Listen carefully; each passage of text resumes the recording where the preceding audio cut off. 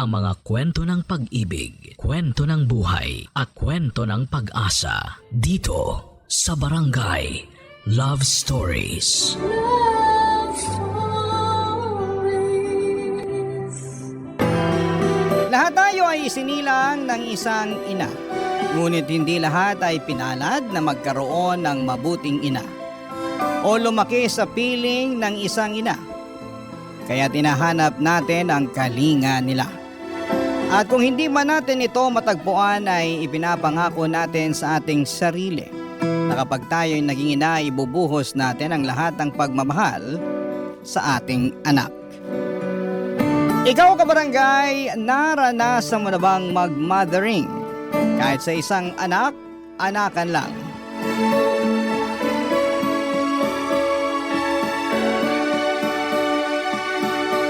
Dear Papa Dudut, makulay na tanghali po mga kabarangay.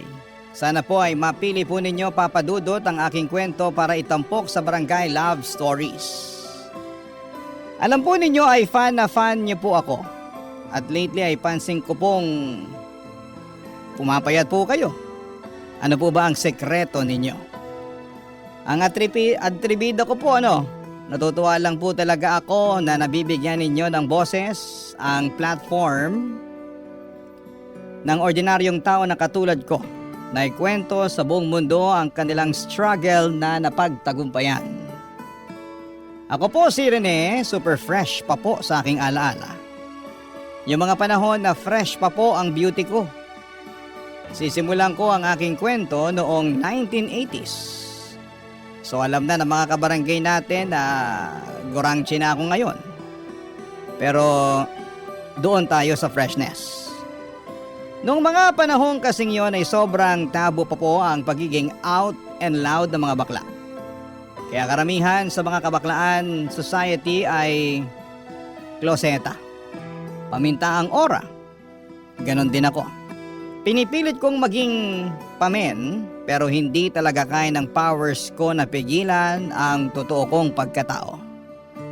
Para kung bulkang gustong sumabog at ipagsigawan sa lahat na maganda ako at gawa ako ng Diyos. Mahal niya ako kasi binigyan niya ako ng talino at face card. Bakit ko nasabi? Kasi consistent ang honor ko nung estudyante pa lamang ako, Papa Dudut. At tuwing fiesta ay kinukuha akong escort ng reyna-reynahan na paeksena kasi cute daw ako. Hindi nila alam na ang bet ko ay ang maging isang reyna. Proud ang parents ko sa utak ko pero ang motherland ko, alam na alam niya na hindi lalaki ang uniko iho niya. Isa po akong magandang prinsesa na gustong magkajowa ng isang gwapong Prince Charming. Kaya galit si nanay sa akin, wala daw siyang anak na bakla. Nakakahiya, hindi ako makaakyat sa langit. Pero paano ba akyatin ang langit, Papa Dudut? Pinipigilan ko kung sino talaga ako. Kalimutan yung maging masaya para sa sarili ko at hindi ko na lang titingnan ang crush kong si Enrique. Ganun ba yon, Papa Dudut? Sobrang gwapo po talaga ni Enrique. Kaya kapag siya ang kaharap ko, ako si Rena Bella. Hindi ba ang sosyal pakinggan? Alam nyo, ilang gabi kong pinag-isipan kung magtatapat ako sa kanya. At dumating nga ang araw na hindi ko nakayanan. Sinabi kong gusto ko siya pero straight talaga si Enrique at ang sabi niya ay hindi niya ako pwedeng maging jowa kasi bakla ako. Lalaki pa rin ako. Gusto niya ay babae lang kaya sobrang na-hurt ako, Papa Dudut. Pero ilang linggo lang ay nakabawi ulit ako kasi hindi naman niya ako iniwasan. Ganon pa rin ang treatment niya sa akin pero may kaunting nagbago na gustong gusto ko naman. Kapag kami lang dalawa ay wala siyang pakialam kung niyayakap ko siya. Hanggang sa may kababalaghang nangyari sa aming dalawa na sobra kong kinaligaya. Ganito pala ang feeling, Papa Dudut. Parang lumipad ako sa langit pero ilang araw lang ay lumagapak ako sa lupa. Dahil kumalat ang chismis tungkol sa aming dalawa sa nangyari sa amin. Sa pagsuko ko ng bataan ko, at hindi ito nakaligtas sa radar ng nanay ko.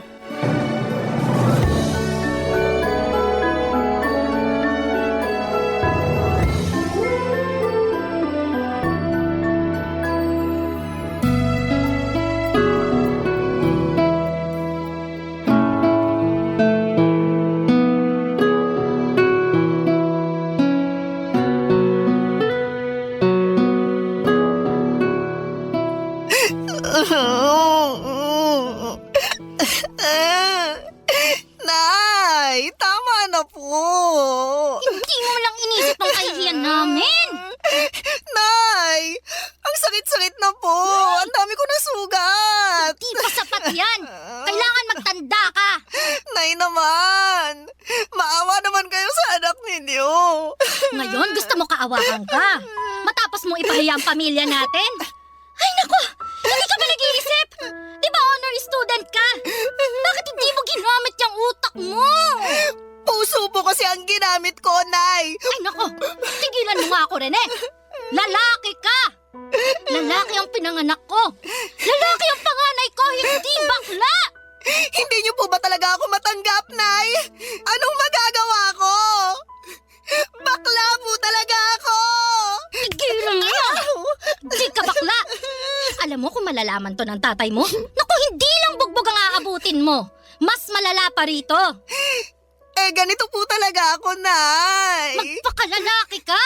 Ang kabakla ng dahilan kaya pinagchichismisan tayo ng mga tao eh. Walang maidudulot na mabuti sa'yo yan. Ay, siguro kailangan kitang dalhin kay Mang Egoy. Ha? Yung matandang ginagamit ang lahoy niya sa panggagamot? Kadiri, Nay! Wala akong sakit! Ay naku, sinasabihan ka nga ng masamang espiritu. Over naman, Nay! Ay, tigilan mo ko rin eh. Kung ayaw mong malagyan ng laway ni Mang Egoy, eh di tumino ka. Tumino? Ano, self-healing? Ganon? Basta, ayoko na may bakla sa pamamahay na to.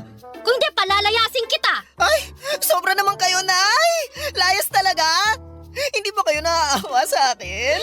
Dahil lang sa pagiging bakla ko! O, ikaw, nangangatwirang ka pa, ha? Nay, nakakarami ka na, ha? Rene, kapag may marinig pa ako at makikita kitang ginagawa mong gown-gown yung mga kumot natin, naku, malilintikan ka talaga sa akin. Naiintindihan mo ba ako? Tinatanong kita, Rene! Naiintindihan mo ba ako? Maybe. Iniinis mo ba ako, Rene? Opo, opo. Gets ko na po. Tama na, Nay. Kota ka na sa hampas. Tama na po. Sige na po. Titino na ako. Hindi na ako magiging bakla. Char. Papa Dudut, feeling ko talaga ay katapusan na ng buhay ko para talagang pinapaalis ni nanay ang kaluluwa ng baklang sumapi sa akin. Ang sakit pero mas masakit yung katotohanan na ayaw niya sa akin dahil lamang sa bakla ko.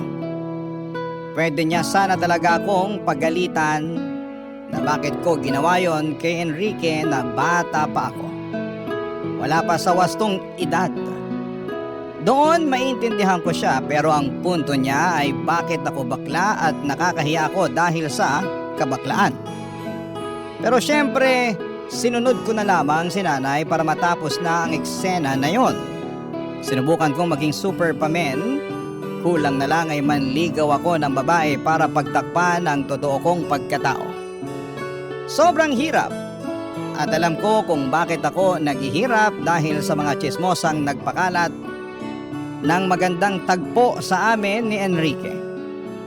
Ang kaibigan kong ahas, si Carol. Nagulat talaga ako nang nalaman kong sa kanya pala galing ang lahat.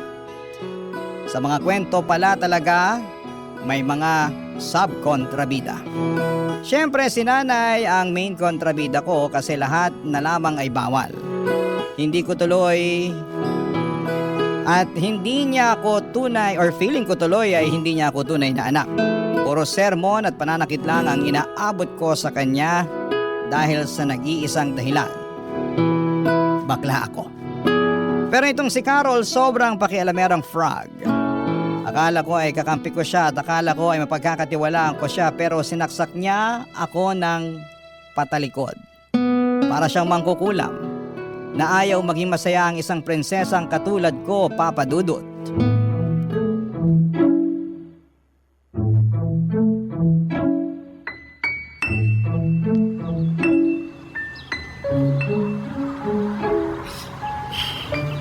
Carol, pwede ba tayong mag-usap? O Rene, anong pag-uusapan natin? Ba't ganyan ang ayos mo? Tsaka, bakit ganyan kang makatingin? Diretsahan na to ha. Galit ako sa'yo. Ano? Bakit? Ay, maang-maangan? Amnesia? Walang maalala? Bakit ako naririto? Tigilan mo ako ha? Ano ba kasing ginawa ko sa'yo, ha? Bakit mo pinagkalat? Bakit mo sinabi sa ibang tao yung tungkol sa amin ni Enrique? Ano? Napipi ka ba? Nakita mo ba yung mga pasa ko? Yung mga sugat ko? Yung iba tingnan mo, hindi pa naghilom. Binugbog ako ng nanay ko dahil sa kagagawan mo. Hindi ko na kasalanan yan. Ay, walang accountability. Bala ko dyan. Oy, huwag mo ako tatalikuran, Carol. Gusto mo ipagkalat ko rin yung kalandian mo? Hoy! Hindi ako malandi, ah. Ay, nagsalita? Banal yarn? Gusto mo isa-isahin ko? Rene, pwede ba tigilan mo ako? Ikaw na ang backstabber na feeling Santa. Ano ba ang motibo mo para i-chismis mo kami ni Enrique, ha? Dahil ba gusto mong mauwi sa impyerno ang buhay ko? Ganun ba? Gusto mo ng impyerno? Hindi kita sasantuhin! Di sige, saktan mo ako. Isusumbong kita. Ay, mahilig ka talaga sa ganyan, no? Sumbongerang pala ka! Bakit? Dahil ba mas matalino ako sa'yo? Na kahit anong gawin mo, mas mataas pa rin ang grades ko? Kasi hindi mo kaya ang utak ko at ang galing ko sa mga art project? Alam mo, nakakaawa ka kasi hindi ka lumalaban ng patas. Oo na. Ikaw na ang magaling. Pero bakla ka pa rin. Ayun! Wow! Grabe ang argument! Pang matanda ang atake, wala bang bago? Alam mo, hindi na ako nasasaktan kung tawagin mo man akong bakla. Mas nakakasakit yung hindi ka nga bakla. Pero isip bata ka naman. Bakit pa ba kita naging kaibigan? Bakit mo ako naging kaibigan? Di ba dahil malapit sa akin yung mga lalaki, gusto mo makisawsaw? Ay, talaga? Hindi naman lumapit sa akin si Enrique dahil sa'yo. Pero sa halip na magtuloy-tuloy kami ni Enrique, naunsyame pa dahil sa'yo. Ang sama-sama mong kaibigan. Hindi ka na naawa. Akala ko hindi ka tulad ng ibang mapanghusga pero mas masahol ka pa. Inggitera! Tsaka! Alam mo ikaw, sumusobra ka na, ha? O ano, naiiyak ka na? Hindi mo ako madadaan sa paiyak mo. Simula ngayong araw na to, hindi na tayo friends. Tandaan mo yan! Ay, Rene! Bumalik ka dito! Maghanap ka ng iba mong matutuklaw! May vaccine na ako sa'yo, wala nang epek ang kamandag mo sa akin! Che! Papa Dudut, nakarating kay nanay ang naging away namin ni Carol at syempre ako ang nagmukhang kontrabida at salot sa lipunan. Napapaisip tuloy ako kung masama ba akong tao o hindi ko lang maintindihan si nanay. Pero sobra naman po dahil lang sa bakla ako ay bugbog ang aabutin ko sa kanya sa pang-araw-araw. Bukod doon ay tiniis ko ang lahat ng chismis at pangungutya sa akin dahil lamang sa pagiging bakla ko.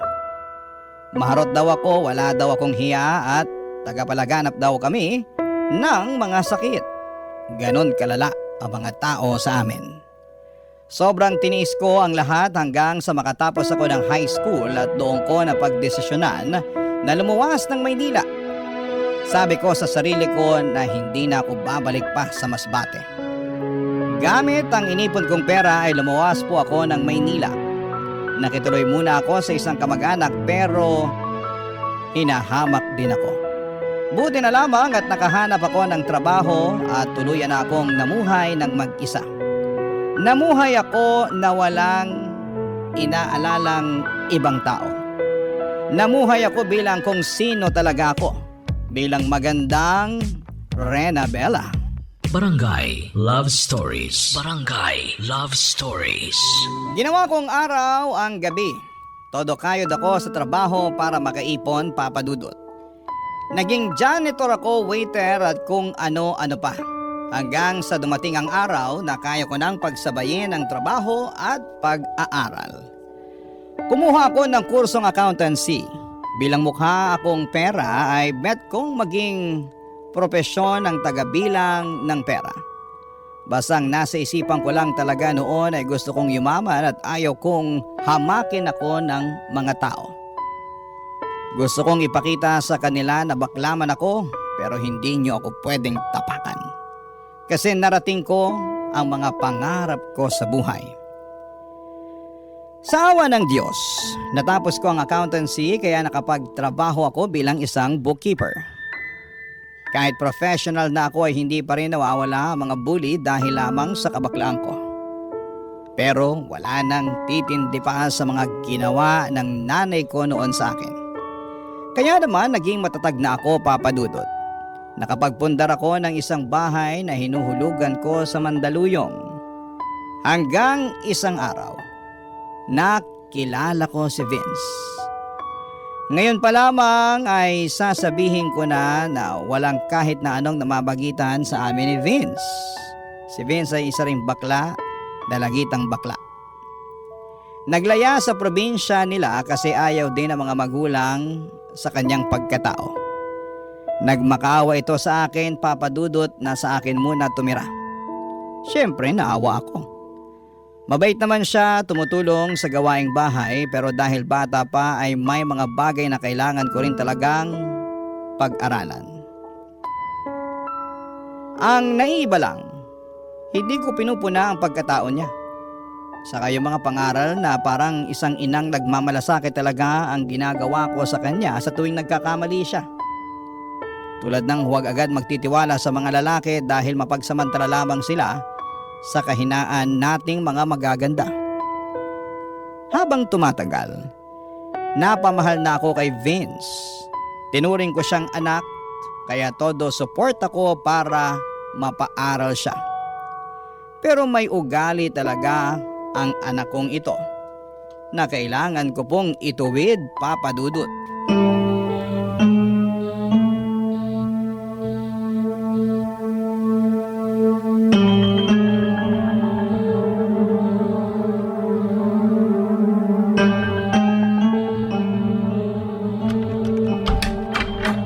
Anong ginagawa mo? Nangungupit ka? Mother, Vince, bakit mo to ginagawa?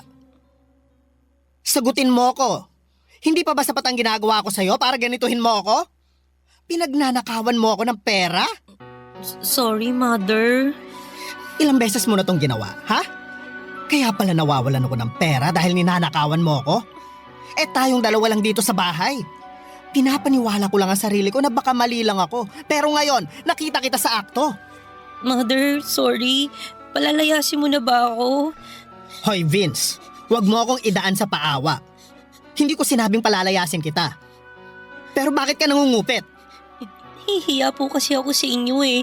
Gusto ko po sanang manood ng concert. Vince naman. Sorry po talaga, mother. Sana sinabi mo na lang sa akin. Nihihiya po kasi ako eh. Hindi naman po basic needs yun eh. Pinaaral mo na nga po ako eh. Pinapakain. Tinuturi na parang anak mo. Kaya parang kalabisan po kung hihingi pa po ako sa inyo. Eh ang pagnanakaw.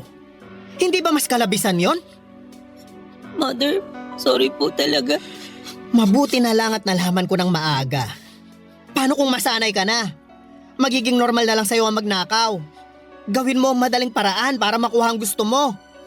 Kung tinuturing mo akong totoong mother, hindi ka gagawa ng kalabisan na katulad nito.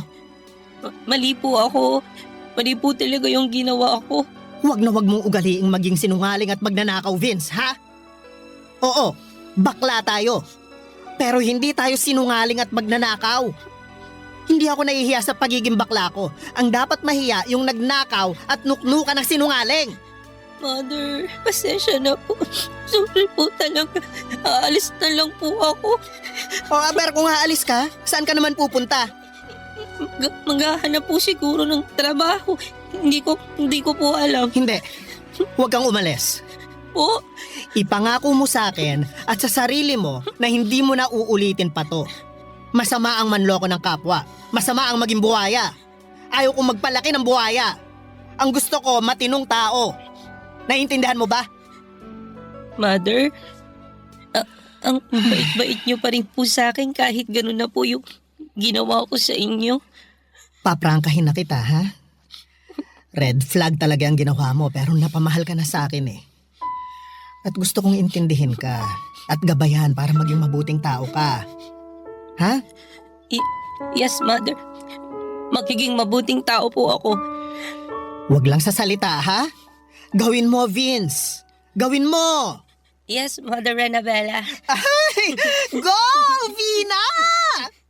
Hindi pwedeng buwakelya ang baklush na pretty.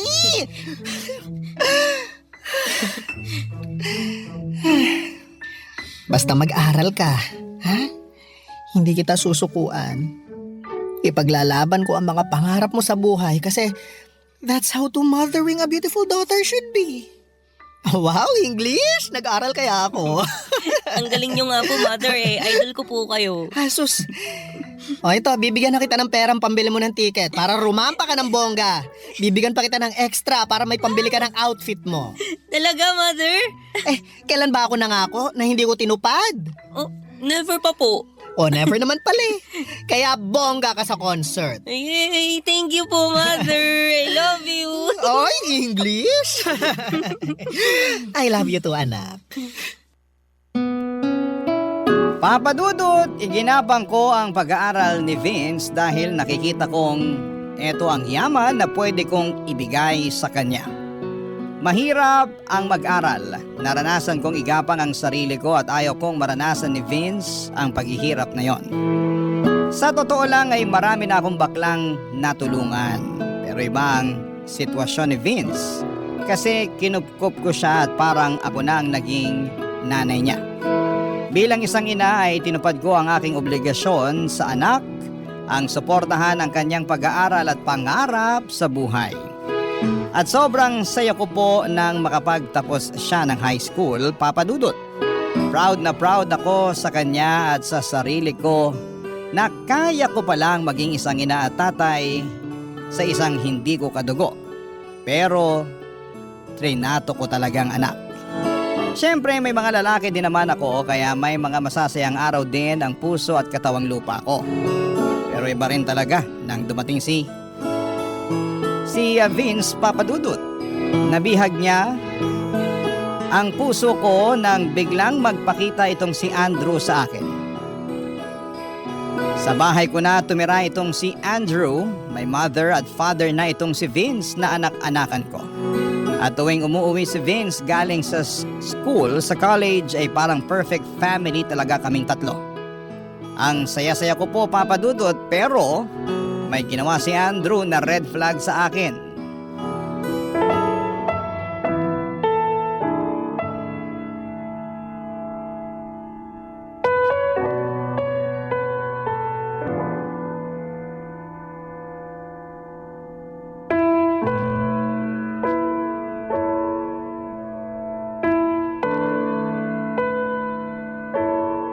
Andrew, Han, bakit ka nangupit?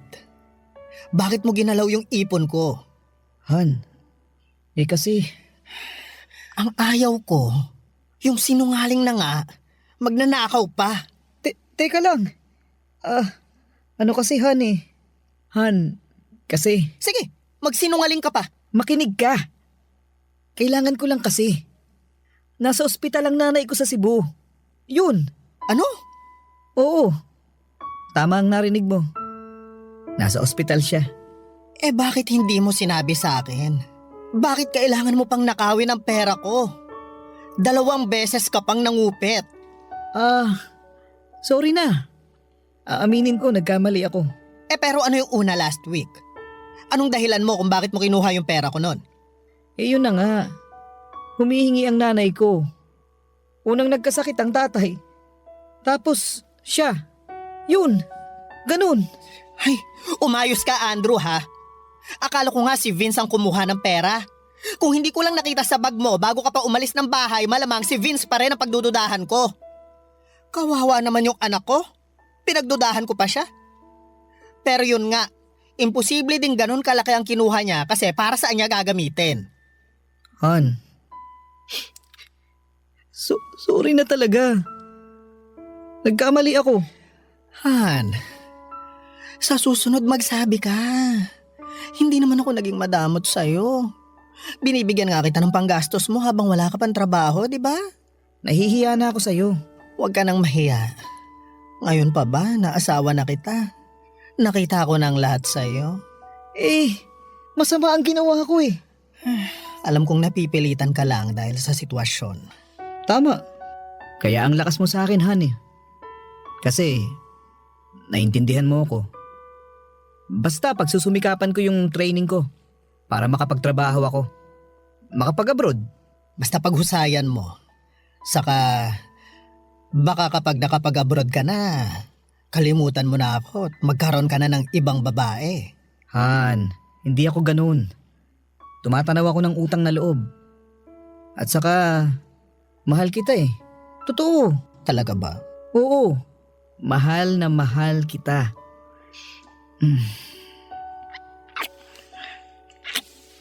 Ay, Han, hindi ko kayang mawala ka sa piling ko.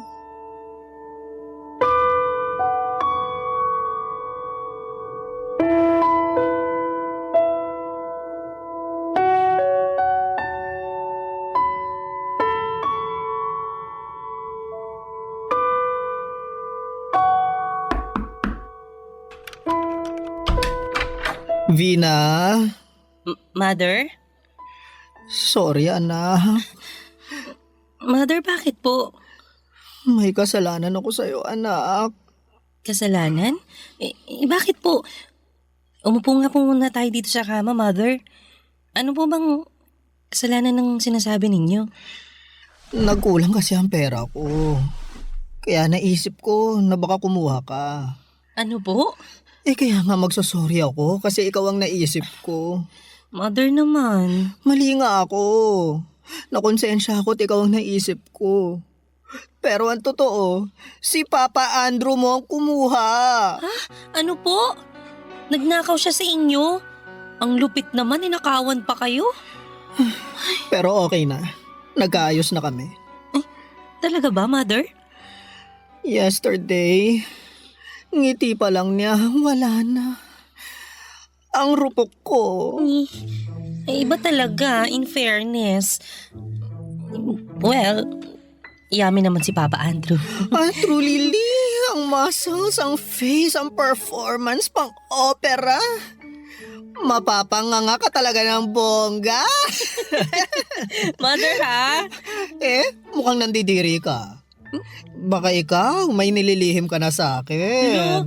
Over? Wala po akong nililihim. Ano naman po ang nililihim ko sa inyo?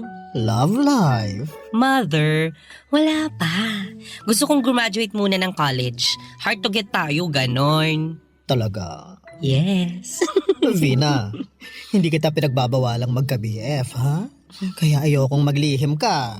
Mother, kung magkaka-BF man po ako, ikaw agad ang unang makaka-nose. Pero, ano? Ano-ano, ha? Rampa-rampa lang po muna. Hindi po ako pwedeng magka-Andrew tulad mo. Uunahin ko po muna magka-diploma. Ay, very good. Ganyan nga. Hindi talaga ako nagsisisi na inampon kita. Proud ako sa'yo, anak. Proud na proud ako sa'yo.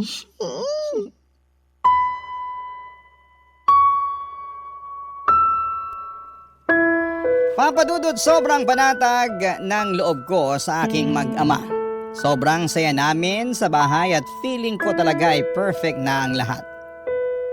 Naayos ko na yung pinakaayaw ko sa tao, yung magnanakaw at sinungaling. Pero pansin ko ay hindi na pera ang nawawala sa bahay, pati mga gamit. Hindi ko malaman kung sino ang gumagawa kasi maraming beses din na pumunta ang mga kaibigan ko, kaibigan ni Vince at kaibigan ni Andrew sa bahay. Baka nasa lisi lamang kami. Saka kapag nawawalan ako ng pera ay hindi ako nakakahanap ng bakas. Kung sino nga ba ang kumukupit. Kaya naman nagpalagay na ako ng CCTV sa kwarto nang hindi nila alam para malaman ko kung sino ang nagnanakaw. Pero sobra po akong nasaktan sa aking mga nakita. Nagpatira pala ako ng buwaya sa bahay. Ang lala na pala kasi araw-araw akong niloloko. Araw-araw akong pinapaniwala na pamilya ang turing sa akin at hindi ako pinagsasamantalahan. Pero nagkamali ako, Papa Dudut. May mga bagay siguro na hindi mo talaga hawak. At darating na lamang ito at magdadala ng sakit sa puso mo. Akala ko talaga na magiging maayos na kaming tatlo. Na parang ang bahay-bahayan naming laro ay totohanan na. Pero hanggang laro lang pala talaga ang lahat. At tulad ng mga laro ay may talo. Mukhang talo ako dito, Papa Dudut. Barangay Love Stories. Barangay Love Stories. Papa Dudut, kailangan kong magpakatatag at lumaban pa rin. Marami na akong pinagdaanan para hindi ko kayanin ang dagok na ito sa buhay ko. Isang kagimbal-gimbal ang nalaman ko. Nangungupit pa rin si Andrew ng pera at huling-huli ko ito sa CCTV. Ang niyayakap ko pala tuwing gabi ay isang kawatan at sinungaling. Kung titignan ay mabait naman si Andrew sa akin. Nabibigay niya ang pangangailangan ng katawang lupa ko. Nilalambing niya ako, niyayakap at naiisip ko na ganito talaga siguro kapag bakla.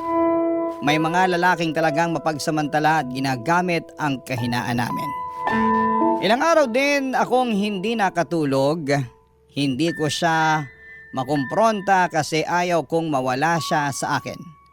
Nasanay na ako na siya lang ang lalaki sa buhay ko. Kaya hinahayaan ko na lamang. Papa Dudu, tuwing pumapasok ako sa trabaho ay napapanood ko sa app ko sa phone ko ang kuha ng CCTV.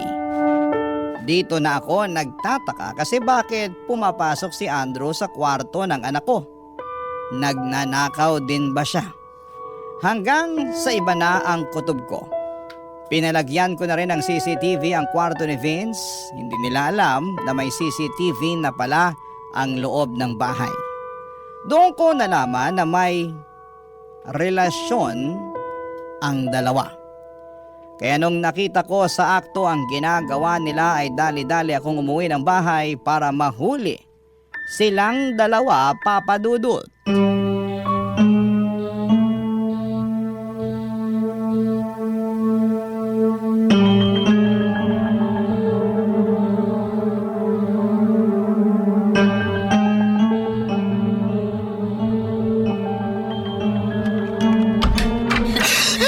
Mother, Han? Kayo!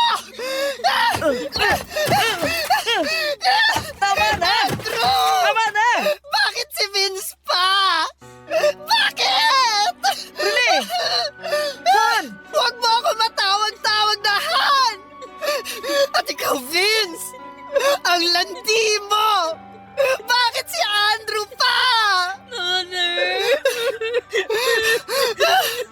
Huwag mo akong madaan-daan sa paiyak-iyak mo!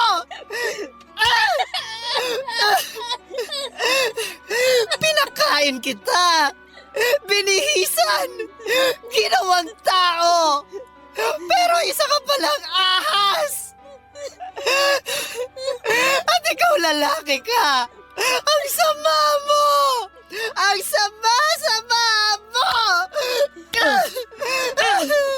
Namumuro ka na sa pananakit, ha?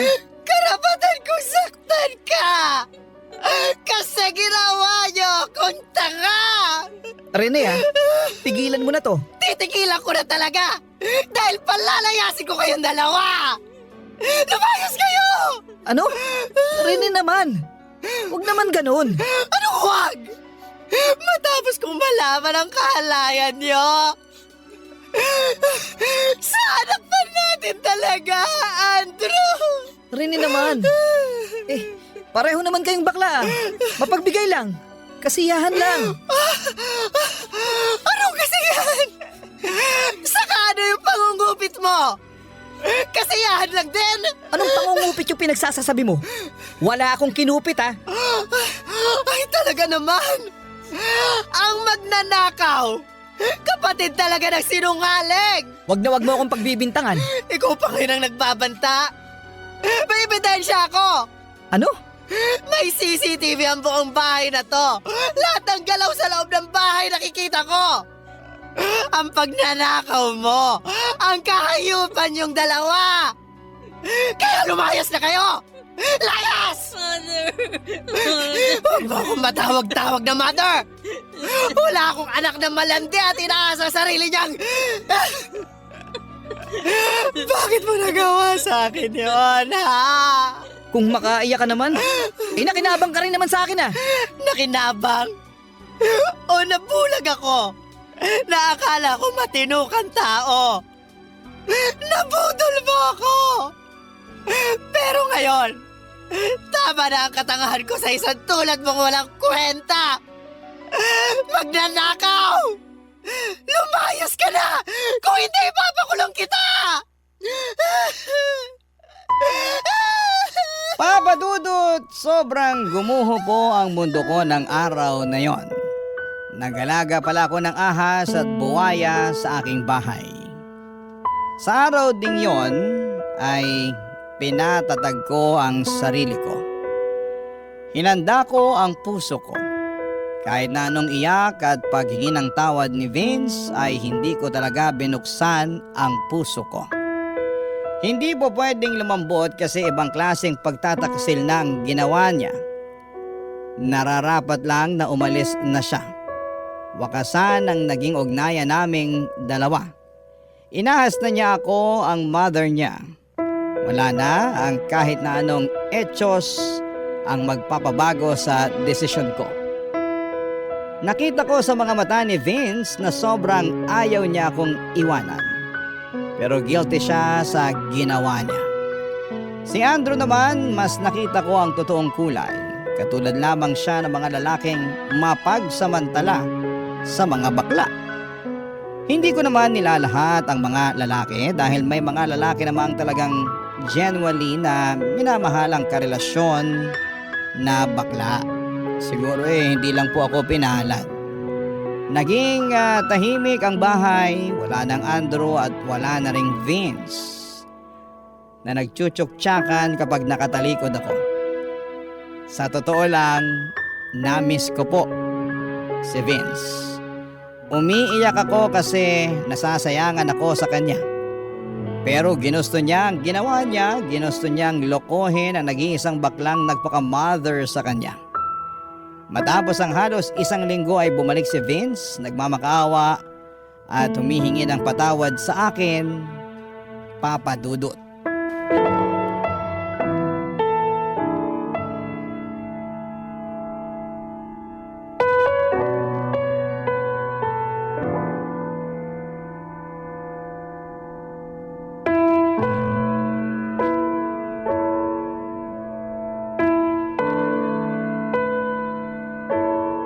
Maupo ka sa sala. Mother, sobrang nagsisisi na talaga ako sa nagawa ko sa'yo. Mother, ayaw kong mawala ka. Ayaw kong mahiwalay sa'yo. Vince, hindi ako nagkulang ng pangaral sa'yo. Hindi kita sinasaktan. Tinrato kitang tao. Hindi ako nagdalawang isip na kupkupin ka. Gawing anak-anakan ko. Pinangarap ko na sana makuha mo yung gusto mo sa buhay. Sinuportahan kita, di gaya ng nanay ko sa akin. Pero ang sakit. Ang sakit-sakit ng ginawa mo sa akin. Alam ko naman po eh. Sobrang sama ng nagawa ko po sa inyo, Mother. Nagsisisi na po talaga ako. Naaalala mo dati, yung pangungupit mo ng pera. Pinangaralan kita. Sabi ko sa'yo ang magnanakaw, isang malaking sinungaling. Akala ko napatino kita. Nakaka-frustrate na hindi pa rin pala. Hindi lang pera ang ninakaw mo, kundi ang relasyon ko sa isang lalaking wala namang kwenta. Pero salamat na rin sa'yo. At natauhan ako sa Andrew na yon. Hindi na ako nabulag sa papandesal niya. Mother, patawad po. Hindi ko na po gagawin sa'yo yung ganun. Magpapakatino na po ako. Gusto ko po kasing makasama kayo sa pagtupad ng mga pangarap ko eh. Vince, I'm sorry. Buo na ang desisyon ko. Naaalala mo? Kusa akong lumaya sa pamilya ko at gumawa ng sarili kong buhay dahil napuno na ako sa pananakit ni nanay. Nakaya kong mabuhay. Nakaya kong maging tao. Hindi malayong kaya mo ring maging tao. Mother naman. Please. Give me another chance. Ay, maraming chance na ang binigay ko sa'yo, Vince. Marami na. Hindi sa lahat ng oras na kapag nagkakamali ang isang tao, bibigyan na naman ng chance. Puro tayo chance pero walang accountability. Kaya tayo hindi umuusad sa buhay. Ang gusto ko, mamuhay na walang mga taong gahaman, mapanlinlang at sinungaling. Mother, luluhod po ako. Magmamakaawa. Sana mapatawan niyo po ako. Wa-epek sa akin yan. Huwag mo nang gawin. Alam mo, ang dapat mong gawin ay humahanap ng trabaho para mapagpatuloy mo yung pag-aaral mo. Sayang naman yung nasimulan mo. Saka, sige na. Ito, kunin mo tong pera para may pangsimula ka. Ito na ang huling tulong ko sa'yo.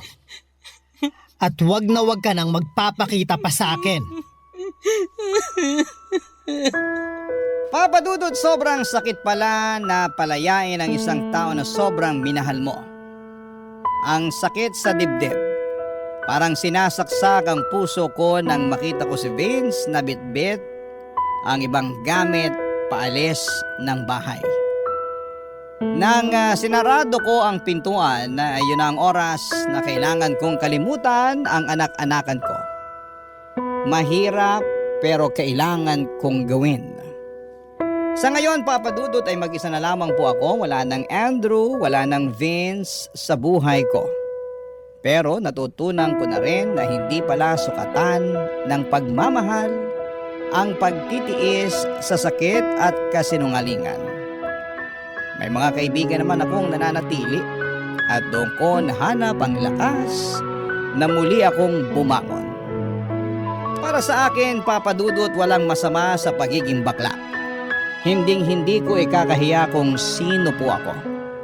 Pero mali ang magnakaw, mali ang manloko at mali ang magsinungaling sa taong nagmahal at nagtiwala sa iyo ng totoo. Doon ako labis na nasaktan, Papa Dudut. Doon ako natuto. Ngayon ay mas maingat na ako, mas matatag at mas pinipili ko na lamang ang mga taong karapat-dapat sa pagmamahal ko. Ang inyong kapuso at kabarangay forever, Rene, aka Rena Bella. Ako, gigil na gigil talaga ako sa nangyayari sa kwento natin. O ikaw, kabarangay, kumukulo rin ba dugo mo? Pwede kang mag-iwan ng comment sa ating comment section.